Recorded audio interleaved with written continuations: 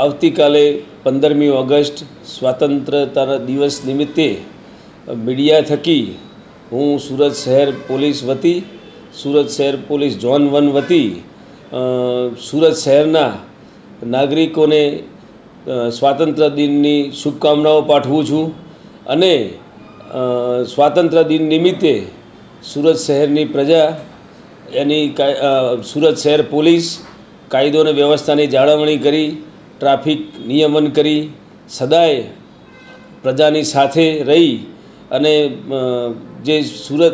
ગુજરાત પોલીસનો સેવા સુરક્ષા અને શાંતિનો જે લોગો છે પોલીસનો